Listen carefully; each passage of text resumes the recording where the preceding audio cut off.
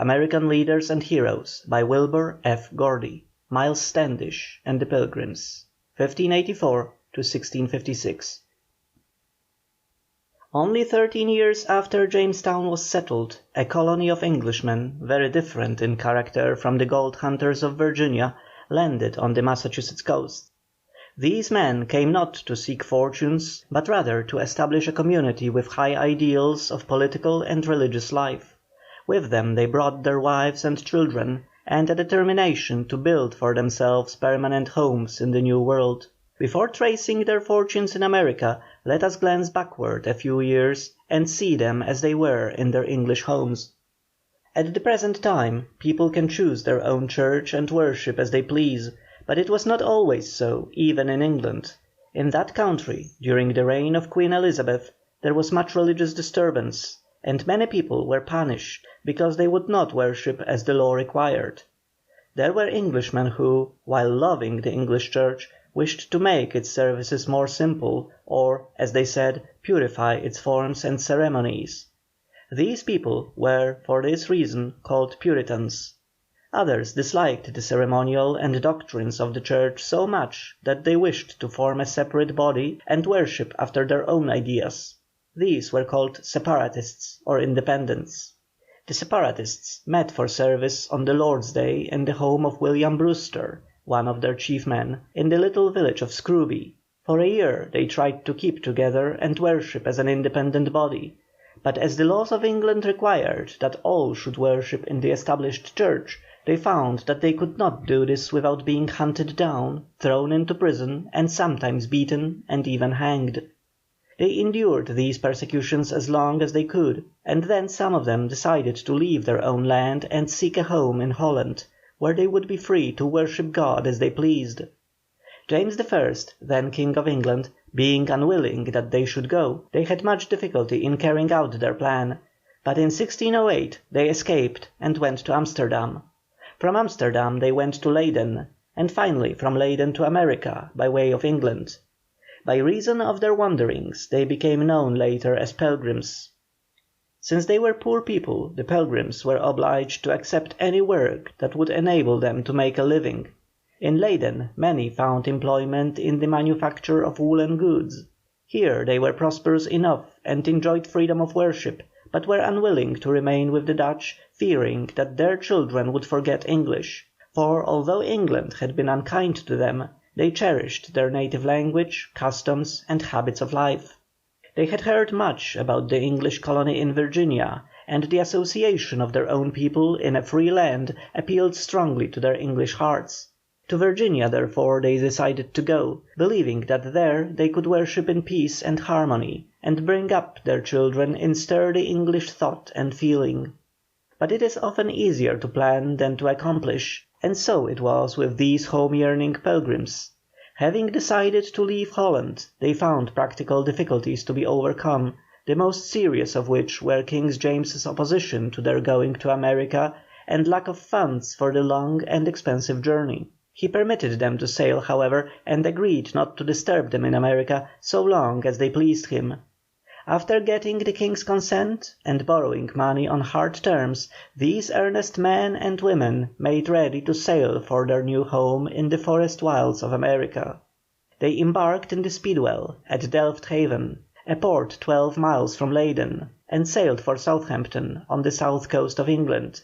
Here they joined some friends who had made ready another vessel, the now historic Mayflower, but a brief delay was occasioned by lack of money. In order to secure the necessary amount, about $400, it was necessary to sell some of their provisions, including much of the butter. Funds being secured, the two vessels at last put to sea, but twice returned on account of a leak in the Speedwell. Finally, deeming that vessel unseaworthy, 102 Pilgrims, including men, women, children, and servants, took passage in the Mayflower, sailing from Plymouth, September 16, 1620. After a most trying and tempestuous voyage lasting over 9 weeks, land was sighted, November 19, 1620. But instead of arriving off the coast of Virginia as they had planned, the storm-beaten voyagers found themselves in what is now the harbour of Provincetown. Before landing they entered into a solemn agreement to make and obey such laws as should be needful for the good of the colony. John Carver was chosen governor. Not being able, on account of the shallow water, to get the Mayflower to a point where they could step ashore, the men had to carry the women in their arms and wade several rods, though the weather was so cold that their clothing, wet from the ocean spray, froze stiff. Once on land they fell upon their knees and thanked God for bringing them in safety through the many furious storms. Then immediately the women set to work lighting fires, boiling water, and washing clothes, while the men stood on guard to repel the Indians in case they might make an attack. It soon became clear that Cape Cod was an unfit place for a settlement, and an exploring party, with Myles Standish as military leader, was selected to look for a more suitable one. As military leader, Myles Standish at once became conspicuous in the life of the colony. He was born in Lancashire, England, in 1584, of a noble family, but was in some way deprived of his estates. Going to the Continent, he became a valiant and daring soldier in the Netherlands. Feeling a deep interest in the cause of the Pilgrims, he joined them when they sailed for America in the Mayflower and made their fortunes his own. Small of stature, quick-witted, hot-tempered, and ready to brave any danger, this stout-hearted man was a fitting leader for the little Pilgrim army of something like a score of men who were obliged to defend themselves and their families against wild beasts and unfriendly Indians. Many of the Pilgrim soldiers wore armour to protect themselves against Indian arrows. In some instances this armour consisted of a steel helmet and iron breastplates, and in others of quilted coats of cotton wool. Like Myles Standish, some of the soldiers had swords at their sides, and all carried either flintlock or matchlock muskets, so big and heavy that before they could fire them off they had to rest them upon supports stuck into the ground for the purpose. Standish's daring little band of soldiers explored some of the coast on the day the Mayflower anchored. The next Wednesday, after landing, they started out a second time in search of a suitable place for settlement. As they skirted the coast, landing here and there, they saw and heard Indians who fled at their approach. Soon they came upon some mounds, out of which they dug bows and arrows and other utensils. These, however, they replaced, because they believed the mounds to be Indian graves.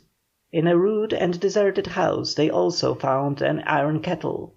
Digging into still another mound, these home hunters were delighted to discover large baskets filled with ears of Indian corn, red, white, and yellow. As they were sorely in need of food after their long voyage, they took with them some of the corn, for which they were careful to pay the Indians later. An amusing incident occurred on this otherwise serious journey. Before they got back to the Mayflower, William Bradford, who afterward became the second governor of the Plymouth colony, met with an accident that must have caused even the stern Pilgrim soldiers to smile. Picking his way through the underbrush of the wood, he stepped unwittingly into a deer trap and was suddenly jerked up into the air, where he dangled by one leg until his friends released him, none the worse for the ludicrous occurrence.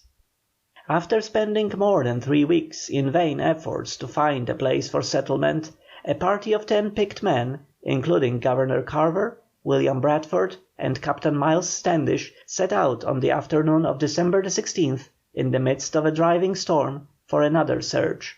It was so cold that the spray, falling upon them, soon covered their clothing with coats of ice, but the voyagers, though suffering terribly, pushed courageously forward.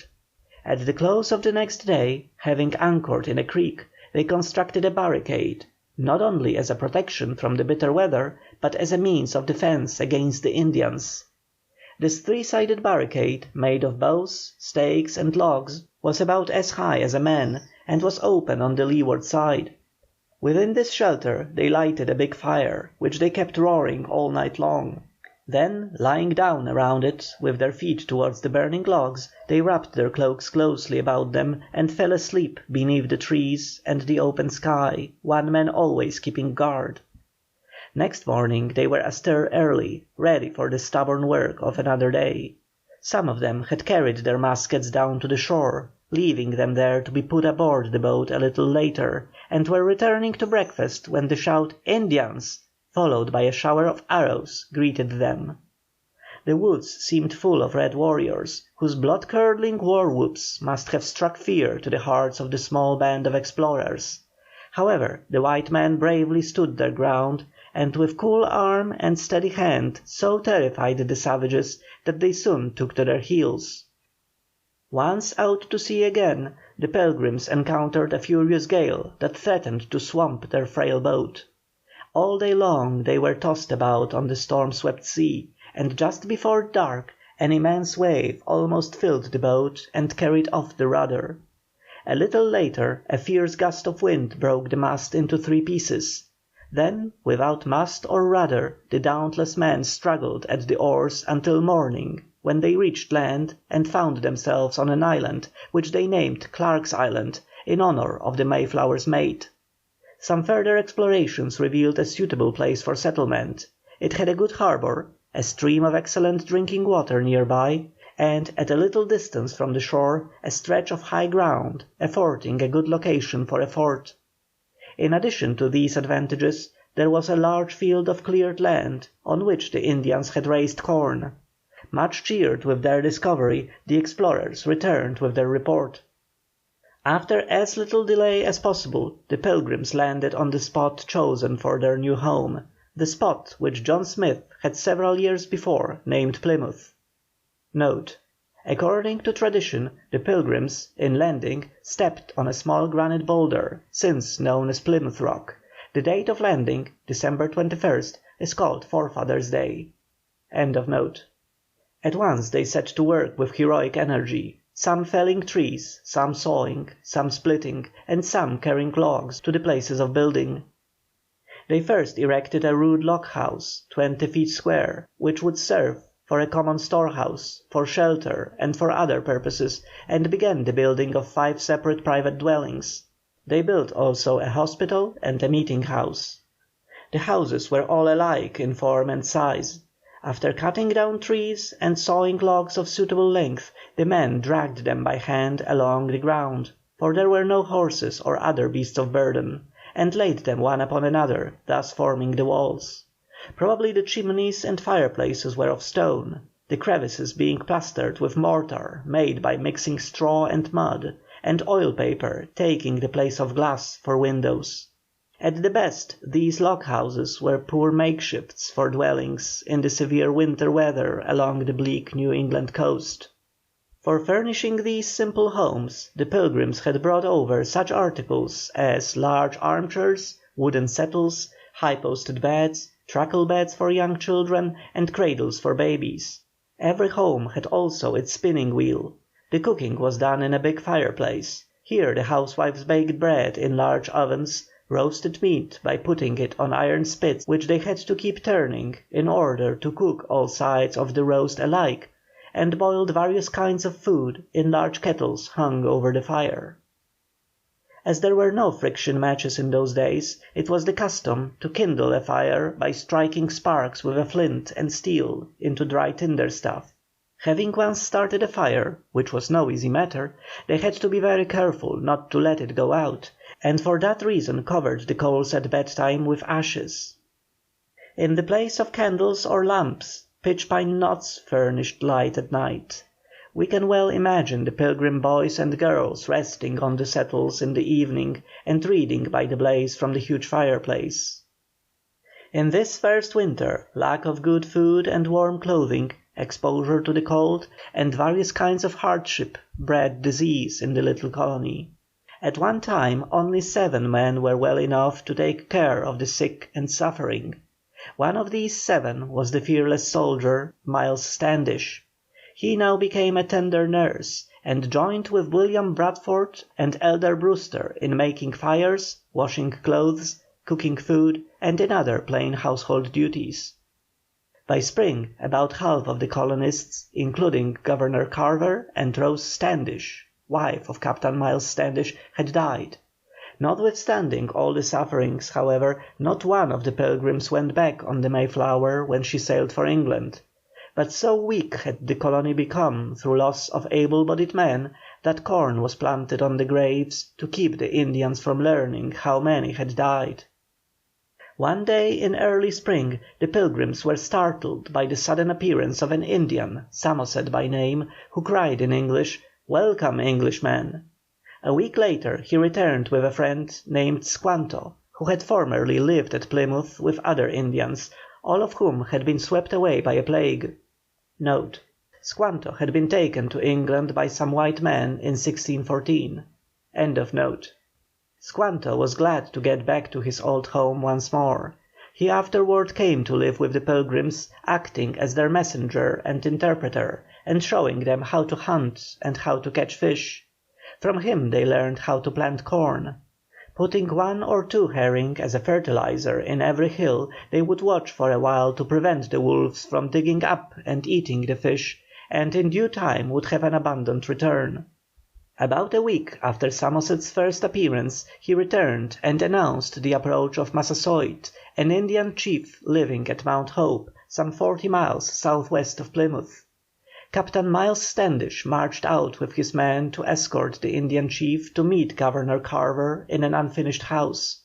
The Pilgrims had spread upon the floor a green mat, which they covered with cushions for the chief and the Governor.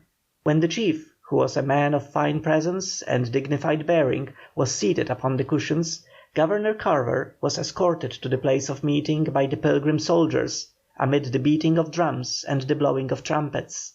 After the Governor had kissed the chief's hand, the two men agreed to be friends and keep peace between the white man and the red. The friendship thus romantically begun lasted for more than 50 years. Before Massasoit's departure, the Pilgrims gave him 2 skins and a copper necklace. As summer came on, the condition of the Pilgrims improved. There was much less sickness, and food was more easily obtained. On the arrival of autumn, the corn and barley planted by the Pilgrims yielded a good return, and ducks, geese, wild turkeys, and deer could be secured by hunting.